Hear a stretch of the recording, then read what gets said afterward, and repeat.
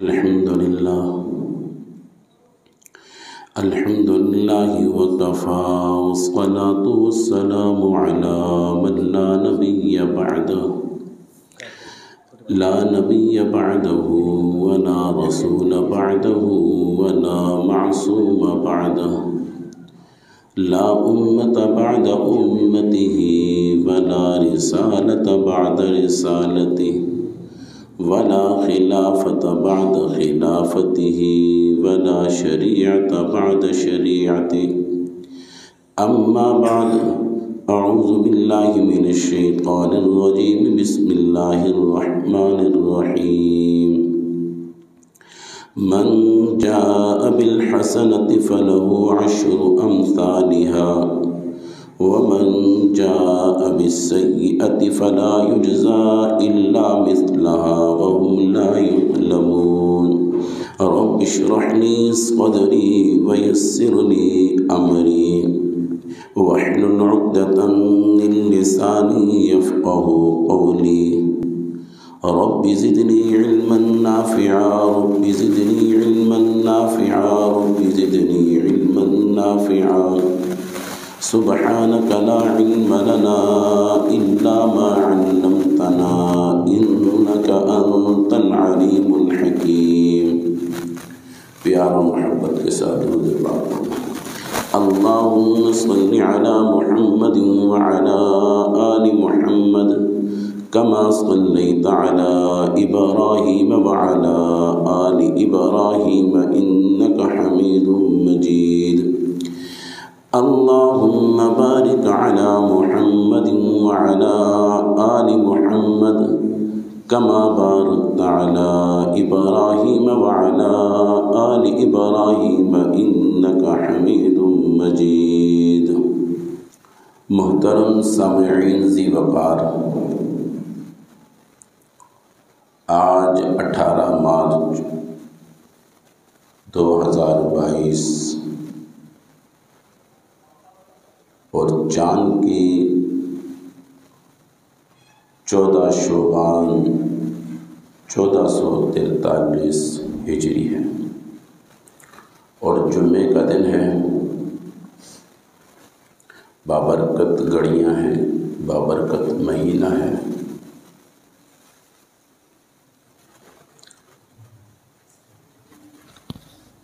پہلے اس بات کو سمجھنا بہت ضروری ہے، اللہ رب العزت نے مختلف برکتوں والے مہینے، برکتوں والی راتیں، برکتوں والی گھڑیاں محض اس لیے بنائی ہیں تاکہ میرا گناہگار سے گناہگار انسان بھی اللہ رب العزت کا محب بن جائے، اللہ رب العزت کا محبوب بن جائے. مثال کے طور پر ایک انسان نے 6 مہینے نیکیاں کی ہیں، 6 مہینے عبادات کی ہیں، 6 مہینے اللہ کو پانے کے لیے بہت کچھ کیا ہے، لیکن اس کے مقابلے میں ایک ایسا شخص ہے جو اپنے اللہ کو بھولا ہوا تھا، جو اپنے اللہ سے روٹھا ہوا تھا، نہ علمی میں نہ سمجھی میں، یا اپنی جوانی کی مستی میں، یا اپنے پیسے کے نشے میں، یا ماحول کے اثرات میں، یا ایسی سوسائٹی کی وجہ سے، یا ایسے دوست احباب اس کے ارد گرد تھے جس کی وجہ سے وہ اللہ کے قریب نہ ہو سکا. اب وہ احساس کمتری کا شکار ہو جاتا ہے، یار فلانا اللہ کے اتنا قریب ہے، اس نے اتنی نیکیاں بنا لی ہیں، اس نے اللہ کو اپنا لیا ہے، وہ اللہ کے بڑا قریب ہے، کاش میں بھی اللہ کو اپنا لیتا، کاش میں بھی عمل کر لیتا.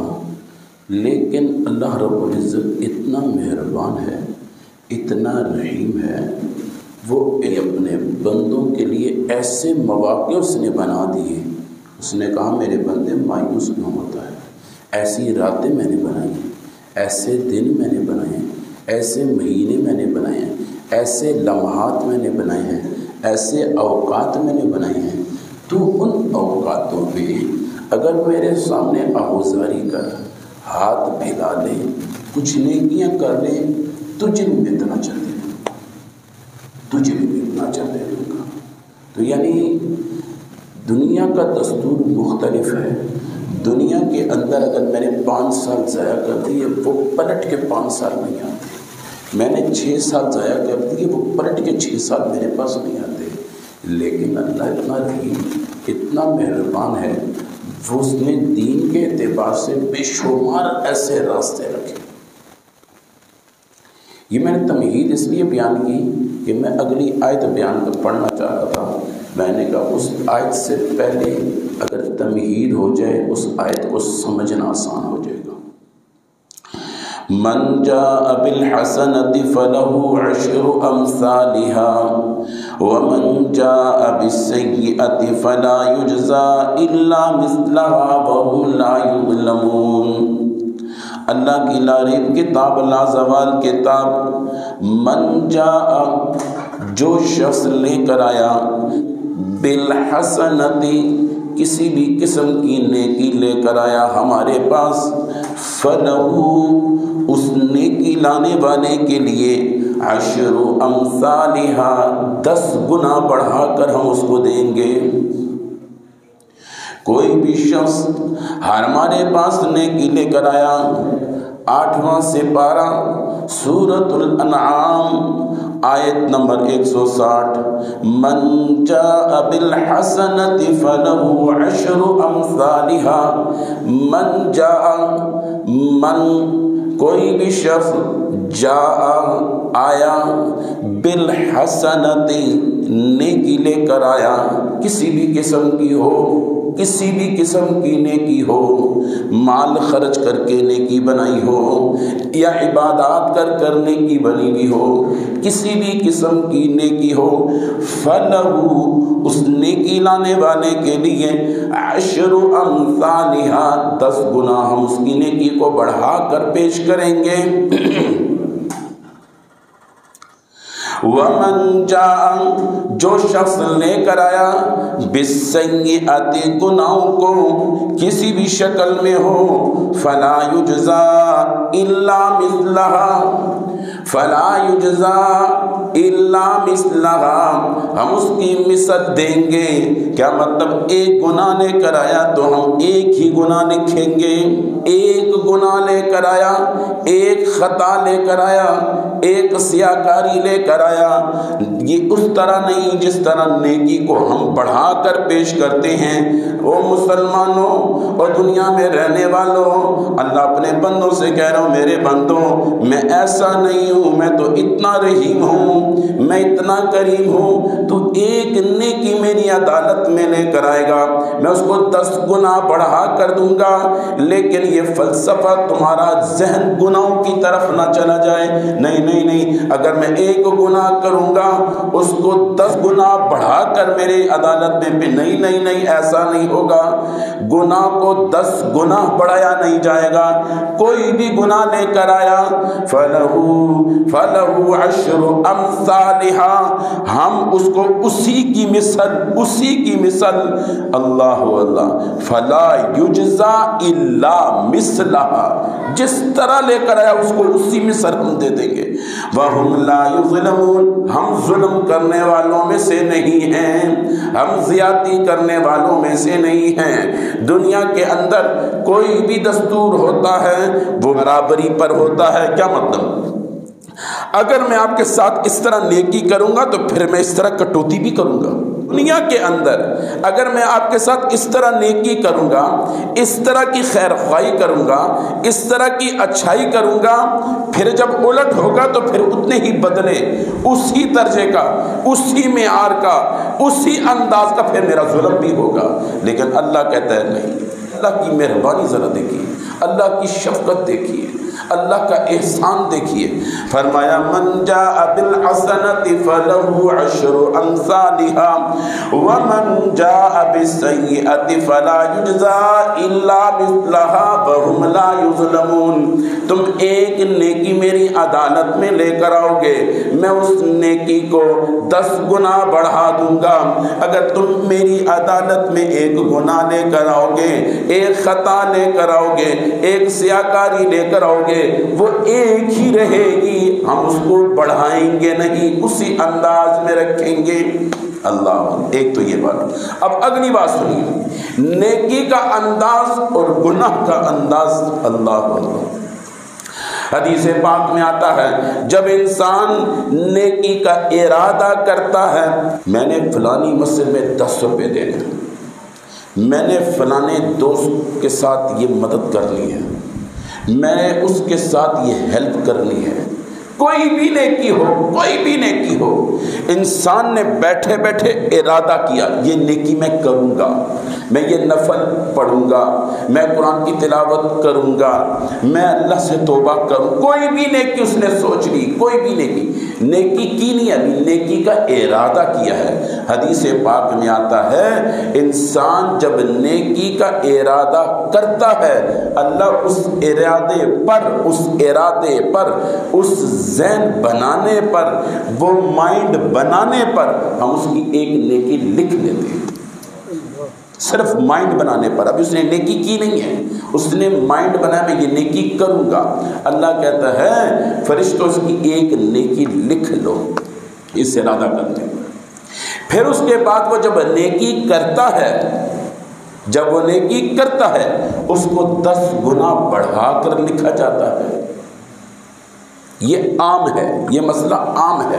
من ذا الذی یقرض اللہ قرضا حسنا، فرمایا جو مجھے قرضہ دے گا میں اس کو اور اس کے لیے اجر زیادہ دوں گا۔ فرمایا یا اللہ کچھ اور،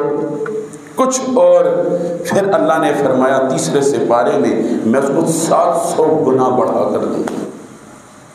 فرمایا یا اللہ کچھ اور ہے۔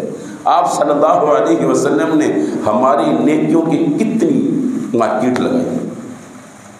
جس نبی کو آج ہم چھوڑ رہے ہیں نا، جس نبی کے ساتھ ہماری محبت کم ہو گئی ہے، اس نبی نے ہماری نیکیوں کی مارکیٹ کتنی بڑھا دی ہے، ہماری نیکیوں کی ڈیمانڈ کتنی بڑھائی ہے۔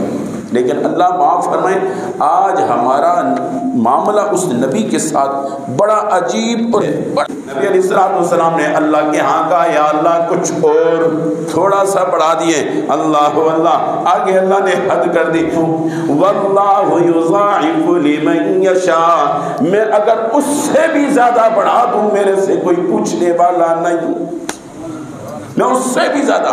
اب اس میں گنتی ختم کر دی، گنتی کا تعلق ہی ختم کر دیا، کیلکولیٹر کا نظام ہی ختم کر دیا، سب ختم۔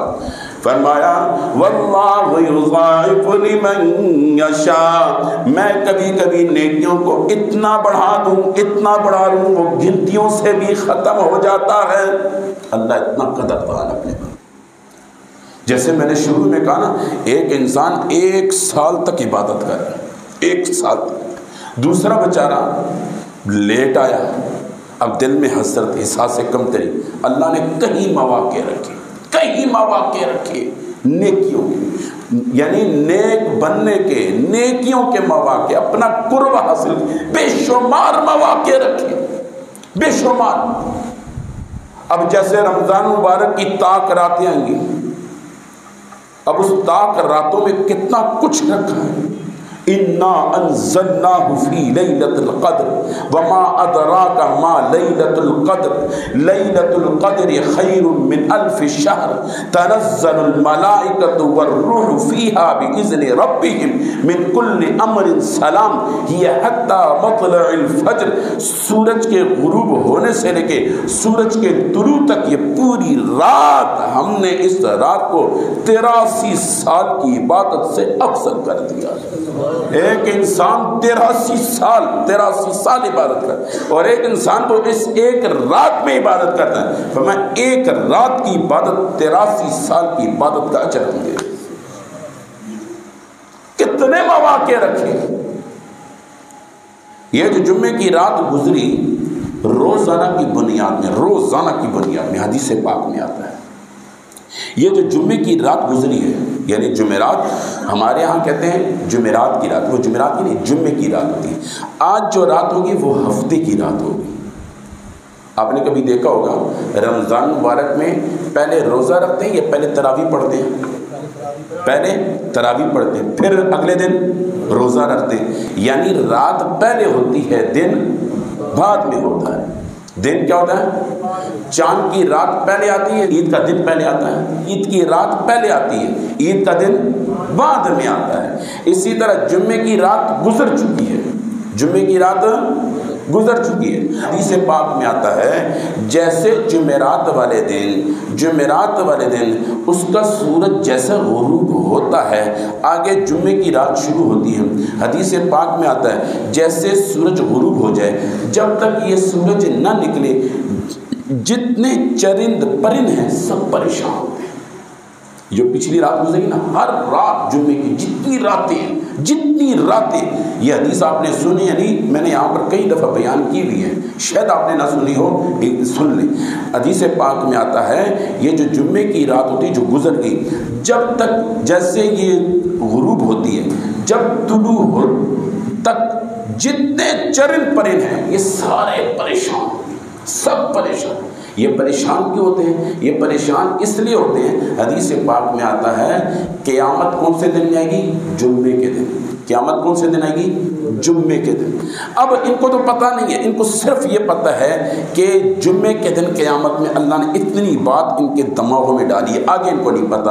بھیا ابھی تو یہ نشانیوں نے ظاہر ہونا ہے, یہ نشانیوں نے ظاہر ہونا ہے, ابھی دجال نے آنا ہے, یاجوج ماجوج نے آنا ہے, عیسیٰ علیہ السلام نے آنا ہے, ٹھیک ہے نا. یہ سارے مناظر, سورج مغرب جہاں پر مشرق سے نکلا یہ مغرب سے نکلے گا, پھر کیا اس کا نام ہے توبے کے دروازے خم, پھر اس کے بعد عیسیٰ علیہ السلام نے آنا ہے, انہوں نے حکمرانی کرنی ہے, 40 سال حکمرانی رہنی ہے. یاجوج ماجوج نے آنا ہے, پھر عیسیٰ علیہ السلام, پھر امام مہدی نے آنا ہے. یہ ایک لمبے معاملات ہیں. اب ان کو ان چیزوں کا نہیں پتا, لیکن ان کو صرف اتنا دماغ میں ڈالا ہوا اتنا پتا ہے کہ جمعے کا دن قیامت کا دن ہے. جب تک یہ سورج نکلتا نہیں ہے یہ پریشان, پوری رات پریشان. جنہوں نے پرندے رکھے نا کبھی ان کی جمعرات کی رات دیکھنا, یعنی میں نے کہا نا ہمارے ہاں جمعرات کی رات مشہور ہے, ویسے وہ جمعے کی رات ہوتی ہے. وہ جو جمعے کی رات ہے ان کو ذرا دیکھنا, جب تک سورج نہیں نکلتا ان کو نیند نہیں آتی, سکون نہیں ملتا, پریشان رہتے, غمزدہ رہتے, دکھی رہتے کہ صبح قیامت نہ آ جائے, صبح کیا. لیکن ایک انسان ہے جو غافل ہے. کتنی جمعے کی راتیں گزر, یہ غافل رہتا. چلو ایک گزر گئی, 2 گزر گئی, 3, اس کی زندگی کی ساری راتیں گزرتی جا رہی, ساری راتیں گزرتی جا رہی. اتنا لاپرواہ ہے. وہ چرند پرند جس پر جنت نہیں ہے, جس پر جہنم نہیں ہے, اس کے لیے کچھ بھی نہیں ہے, اس کے لیے وہی دنیا ہے. یہ تو اللہ نے اپنی قدرت دکھانے کے لیے ان کو چرند پرند کو پیدا کیا, ہمارے دل بہلانے کے لیے ان چیزوں کو پیدا کیا, ہمیں سمجھانے کے لیے ان کو پیدا کیا, ورنہ اللہ کو ان کی ضرورت نہیں ہے. اور نہ ان کے لیے کوئی جنت و جہنم کے مناظر ہیں. جنت و جہنم میرے اور آپ کے لیے ہے, انسانوں اور جنوں کے لیے. صرف انسانوں کے لیے نہیں, جنات کے لیے بھی ہے, جنات کے لیے بھی ہے.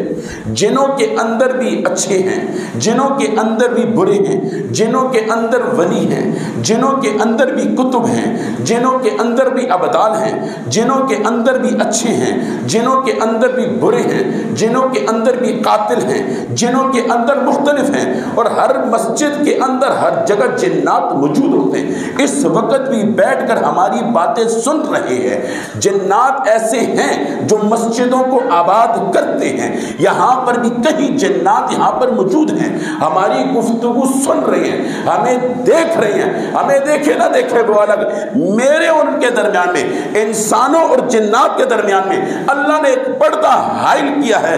ہم ان کو نہیں دیکھ سکتے، وہ ہمیں نہیں دیکھ سکتے۔ ہاں کچھ مواقع ایسے آ جاتے ہیں، کچھ حالات ایسے آ جاتے ہیں، کچھ آیتیں ایسی ہیں، کچھ وظائف ایسے ہیں، کچھ معاملات ایسے ہیں، ان کو اختیار کرنے سے میرے اور ان کے درمیان میں، ہمارے اور ان کے درمیان میں اللہ پردوں کو ہٹا سکتا ہے۔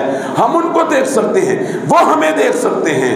اس میں کوئی ایسی قباحت کی بات نہیں ہے، اور اتنے پہلوان بھی نہیں ہیں، اتنے مضبوط بھی، انسان سے زیادہ طاقتور نہیں ہیں، وہ الگ بات ہے۔ سرکشی ان کی گھٹی کے اندر گھسی ہوئی ہے، ظلم ان کی گھٹی کے اندر گھسی ہوئی ہے، وہ الگ بات ہے۔ اچھے بھی ہیں، دیندار بھی ہیں، ہیلپ کرنے والے بھی ہیں، مددگار بھی ہیں، راز سے ہموار کرنے والے بھی ہیں، ایسے مشکل مواقع میں کھڑے بھی ہو جاتے ہیں ساتھ۔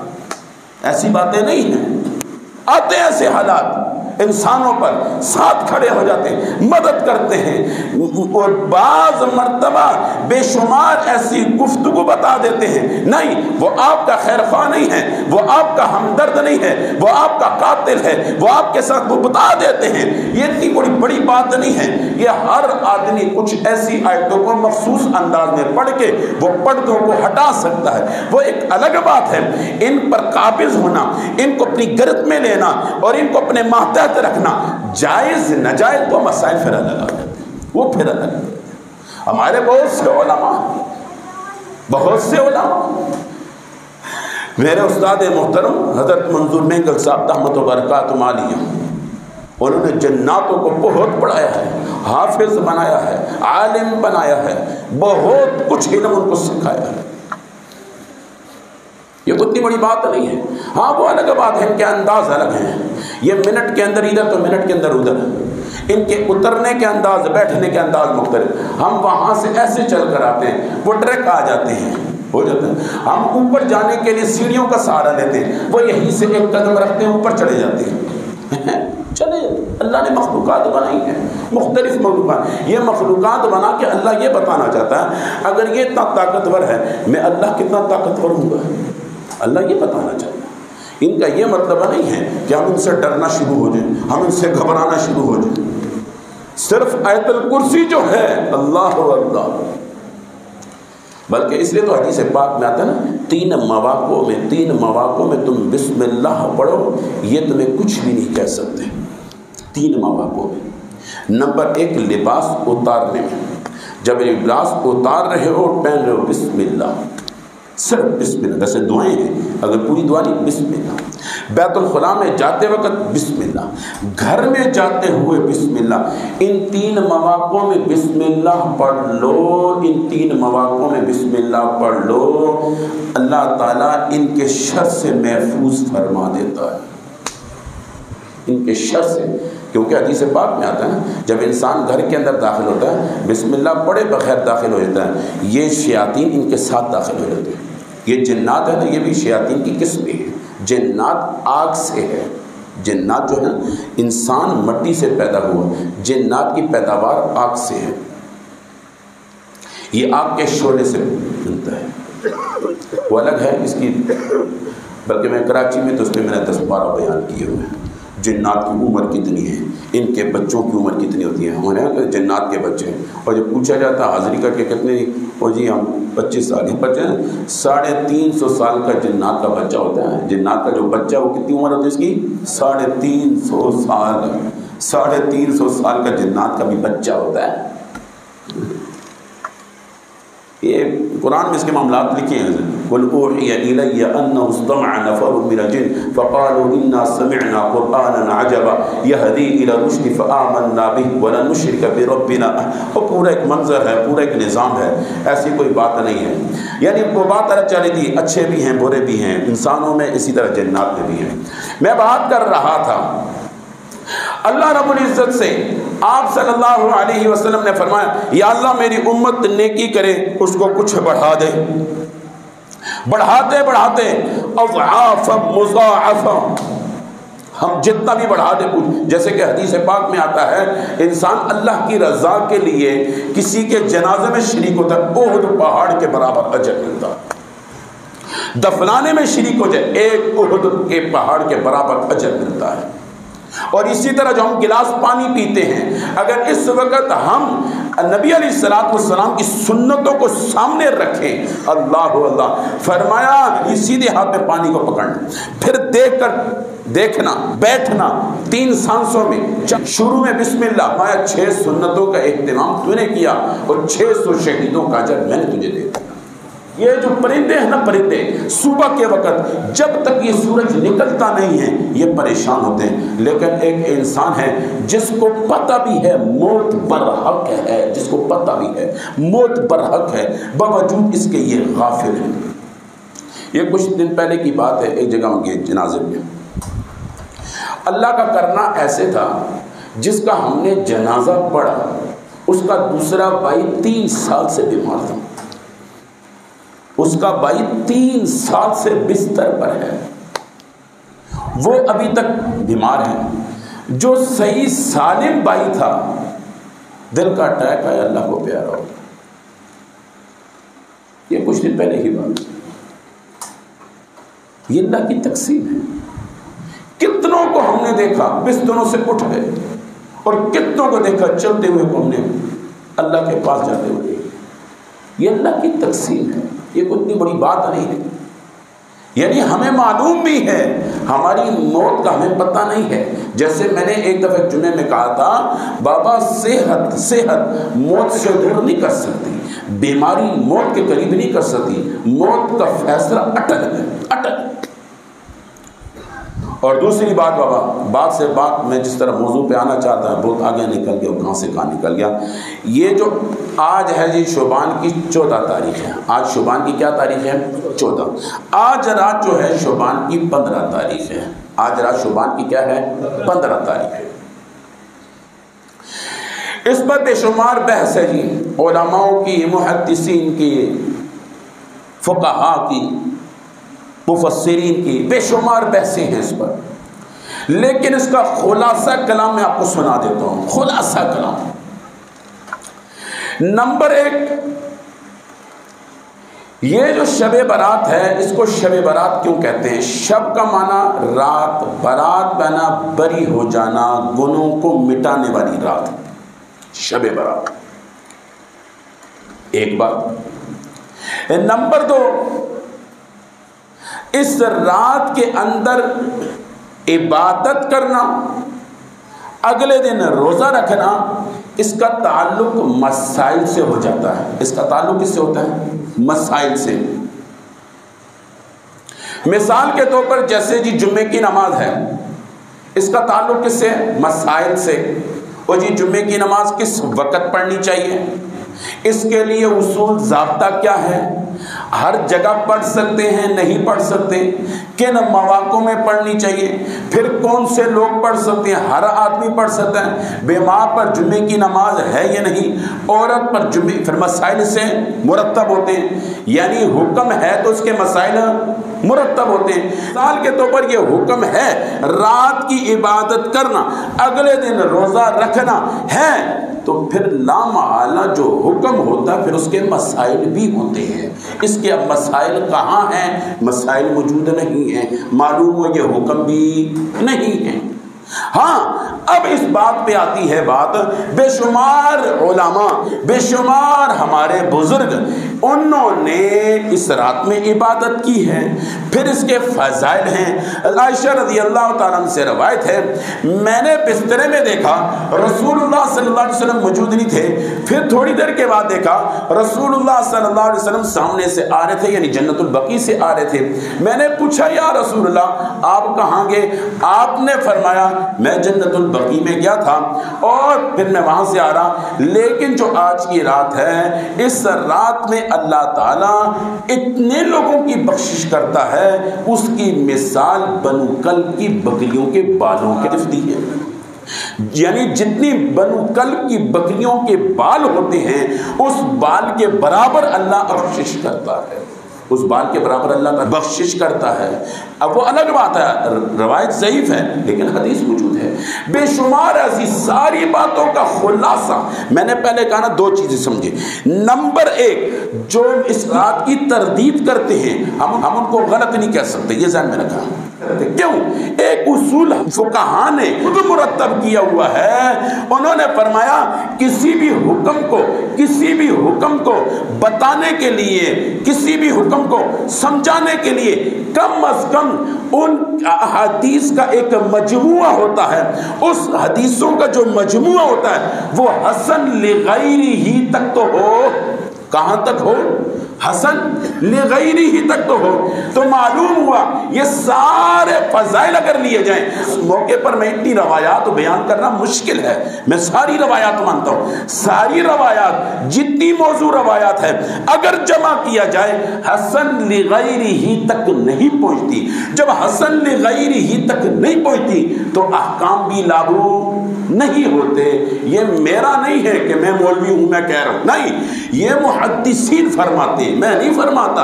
اور محدثین میں کوئی معمولی محدثین نہیں، امام ابو حنیفہ رحمۃ اللہ علیہ جیسے، امام مالک جیسے، امام شافعی جیسے، امام احمد بن حنبل جیسے، ابن تیمیہ جیسے بڑے بڑے فقہا، ابن سیرین رحمۃ اللہ علیہ جیسے بے شمار بڑے ہمارے جتنے بھی اکابرین ہیں، جتنے محدثین ہیں، جتنے مفسرین ہیں، ساروں کی باتیں کر رہا ہوں. اگر ان کی گفتگو کو اجتماعی شکل دی جائے تو یہ احکام نہیں ثابت ہوتے. اب آیا ہم کیا کریں مولوی صاحب، ہمیں کچھ سمجھائیں، آپ کیا کہتے ہیں؟ اب میں آپ کو 2 لفظوں میں آسان بات سمجھاتا ہوں. 2 لفظوں میں اپنی رائے بتاتا ہوں. میں اس رات کی تردید نہیں کرتا ہوں، یہ رات فضیلت والی ہے، میں مانتا ہوں، میں اس رات کو فضیلت والی مانتا ہوں، میں اس رات کی تردید نہیں کرتا. میں آپ کو خلاصہ کلام اب سنا رہا ہوں، اب بات کو سمجھنے کی کوشش. لیکن یہ بات اٹل ہے، یہ بات اٹل ہے. اب یہ سمجھنا، میں نے کہہ دیا نا میں نے اس رات کی فضیلت مان لی ہے، لیکن اس رات کی فضیلت حاصل کس کو ہوگی؟ مسئلہ وہاں پر آتا ہے، اٹکتا ہے، مسئلہ یہاں پر اٹکتا ہے. اب غور سے سمجھنے کی کوشش کریں، غور سے سننے کی کوشش کریں، میری بات کو سمجھنے کی کوشش کریں. آتا ہے صرف یہ رات نہیں، کوئی بھی رات ہو. چلو لیلۃ القدر کی راتیں تو قرآن کی نص سے ثابت ہیں، طاق راتیں تو قرآن کی نص سے ثابت ہیں، اس میں کوئی شک نہیں ہے. اسی طرح عید کی رات کی فضیلت سے ثابت ہے، کوئی بھی رات ہو. لیکن یہ ذہن میں رکھنا حدیث پاک میں آتا ہے کچھ لوگوں کی بخشش ان بڑی بڑی راتوں میں نہیں ہوتی. اب وہ لوگ کون سے ہیں؟ اب غور سے سمجھنا. مثال کا ایک انسان اب رات عبادت بھی کر رہا ہے، اگلے دن روزے کا اہتمام بھی اس نے کیا، اب وہ درود شریف بھی پڑھ رہا ہے، اب وہ رات جگراتا بھی کر رہا ہے، وہ اپنے اللہ کو منا رہا بھی ہے، وہ اس رات کی برکات حاصل بھی کرنا چاہتا ہے. تو لیکن پھر بھی محروم ہو سکتا ہے. وہ محروم ہونے کی وجوہات بتائیے، وہ کون سی وجوہات ہیں؟ اور بہت سے ایسے جو عبادت نہیں کرتے، باوجود بغیر عبادت کے سو جاتے، لیکن اگر ان کے اندر یہ 6 چیزیں نہ ہوں وہ ان کی بخشش ہو جاتی ہے. اور جو رات عبادت کر رہے اگر ان کے اندر یہ 6 چیزیں موجود ہو تو ان کی بھی بخشش ہوتی. اب بات سمجھ میں آئی ہے؟ ایک آدمی ایسا جو رات عبادت کر رہا ہے لیکن جو 6 چیزیں بھی بتانے لگا ہوں وہ 6 چیزوں میں سے ایک چیز اس کے اندر موجود ہے، وہ محروم ہو جائے گا. اور بہت سے لوگ ایسے ہوں گے جو عبادت نہیں کر رہے، بغیر عبادت کی سو رہے ہیں، اور ان کے اندر یہ 6 چیزیں نہ ہوئی، وہ تو انہوں نے اس کے مزے ہو گئے. اب وہ 6 چیز. نمبر 1 شرک. نمبر 1 کیا ہے؟ اب اس کو میں نے الگ کلپ بنایا ہوا ہے، میرے خیال میں ہماری 2 یا 3 ویڈیو ہے. جب ہمارا یوٹیوب چینل چلا تھا اس وقت میں 2 یا 3 ویڈیو ہے، اس میں نے اسے شرک کی تفصیل بتائی ہوئی ہے. قرآن کی آیت، حوالے، اب اتنا ٹائم نہیں ہے، ٹھیک ہے نا، حوالے اور سارا کچھ ان بچوں سے آپ پوچھ لینا، یہ آپ کو بتا دیں گے کلپ، یہ اس میں دیکھ لینا. 1 نمبر 2 کینہ بغض دل میں نہ ہو. اور یہ چیز ہمارے اندر میں نے کڑی نہیں دیتی نا، ان تک کو کیوں ہے، ان تک کو کیوں ہے یہ کینہ ہے نا. مجھے بھائی نے گھر سے نکالا نا، ان تک کی میں اس کے مقابلے میں کیسے گھر رہا ہوں، یہ کینہ بغض ہے نا. اور کیا ہے؟ باپ نے میرا فیصلہ نہیں مانا، اب دیکھنا نا یہ کینہ بغض نیت اور کیا ہے۔ مجھے محلے میں کسی نے کچھ کہہ دیا، اب دیکھنا نا۔ میری گاڑی کسی نے اپنے گھر کے قریب کھڑی کرنے نہیں دی، اب اس کا کوئی موٹر سائیکل اور گاڑی میرے گھر کے سامنے تو آئے نا۔ اسی کو کینہ بغض کہتے ہیں نا یار۔ کینہ بغض کے کوئی سنگ تو نہیں ہوتے، یہی کینے بغض ہے نا، بے شمار۔ یعنی نفرت دل میں، کسی مسلمان بھائی کی نفرت دل میں رکھنا، یہ کینہ بغض ہے۔ بابا دل کو پاک رکھو، ورنہ یہ رات کیا بڑی بڑی راتوں سے محروم ہو جاؤ گے۔ حدیث پاک میں آتا ہے اس رات کی برکات بتائی، بنو کلب کی بکریوں کے بال کے برابر لوگوں کی بخشش ہوتی ہے، لیکن کچھ لوگ محروم ہو جاتے ہیں۔ نمبر 1 شرک، نمبر 2 کینہ، دل کے اندر کینہ بغض رکھنے والا، اور نمبر 3 فرمایا رشتہ داروں سے قطع تعلق اختیار کرنے والا۔ ہم نے کتنے رشتہ داروں کو، بہن کو گھر میں نہیں آنے دیتے، بہن کے لیے گھر کا دروازہ بند، بھائی کے لیے گھر کا دروازہ بند ہے، بھابھی کے لیے گھر کا دروازہ بند ہے۔ کتنے مجھے رشتہ نہیں دیا، ان کے لیے گھر کا دروازہ بند ہے۔ میری بہن کا رشتے کے اندر کے کچھ ایسے مسائل آ گئے، ان کے لیے میرے گھر کے دروازے بند ہیں۔ میرے باپ کے جنازے میں نہیں آئے، اس کے لیے گھر کا دروازہ بند ہے۔ فلانا مجھے قرضہ نہیں دیا، گھر کا دروازہ بند ہے۔ یہی تو قطع تعلقی ہے، قطع تعلقی کے کچھ سنگ نہیں ہوتے۔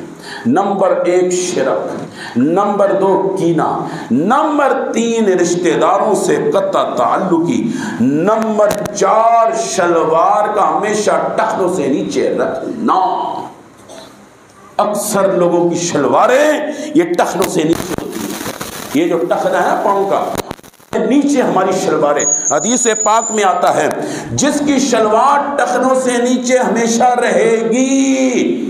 ہماری تو شلواری بنتی ہے ایسی اتنی لمبی ہے، اور نماز کے ٹائم بل دے رہے ہوتے ہیں، نماز کے ٹائم فرمایا جس کی شلوار ٹخنوں سے نیچے رہے گی اللہ ایسی رات میں بھی اس کی بخشش نہیں کرے گا۔ آج سے توبہ کرو، آج سے توبہ کر لو۔ اگر اس میں سے کوئی بات موجود ہے مجھ سمیت کہو یا اللہ میری توبہ۔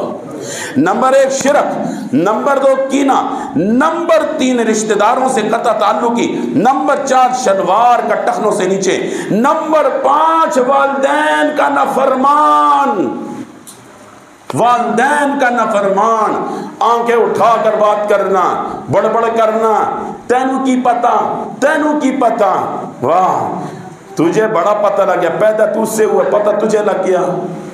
ہے مت کر والدین کی نافرمانیاں، مت کرنا والدین کی نافرمانیاں۔ خدا کی قسم اس کی دعائیں بھی قبول ہوتی ہیں، اس کی بدوائیں بھی قبول ہوتی ہیں۔ یہ ذہن میں رکھا۔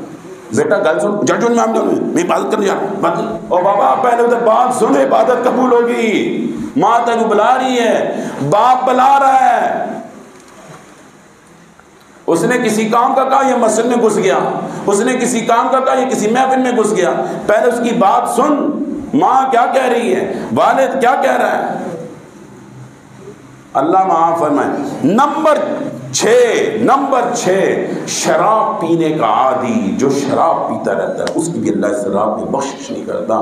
اللہ تعالیٰ سے دعا کرو ان میں سے کوئی بھی ایسی بات جو ہم میں موجود ہے، یا اللہ ہمیں معاف فرما، یا اللہ ہمیں معاف فرما، یا اللہ مجھ سمیت اس پورے مجمع کو معاف فرما، یا اللہ اس مہینے کی برکات ہم سب کو نصیب فرما، یا اللہ اس مہینے کی انوارات ہم سب کو نصیب فرما، یا اللہ ہم میں سے کوئی ایسی بات، ان مسائل میں سے کوئی ایسی بات جو 6 یا 7 چیزیں، بعد میں 7 چیزیں، بعد میں 6 چیزیں جو بھی بیان کی ہیں، یا اللہ ہمارے دلوں کو ان سب گندگیوں سے پاک فرما۔ یا اللہ تو توبہ قبول کرنے والا، جب تیرا یا بندہ صدق کے دل سے توبہ کرتا ہے تو اس کی توبہ کو قبول کرتا ہے۔ یا اللہ مجھ سمیت پورا مجمع کہہ رہا ہے یا اللہ میری توبہ ہمیں معاف فرما دے، آمین کہہ دو، آمین کہہ دو۔ اور یا اللہ اس رات کی برکات ہمیں نصیب فرما دے، یا اللہ اس رات کے انوارات نصیب فرما دے، ہمارا بھی شمار ان لوگوں میں فرما دے جن لوگوں میں تو نے بخشش کے فیصلے کرنا لکھا ہے۔ وآخر دعوانا الحمدللہ۔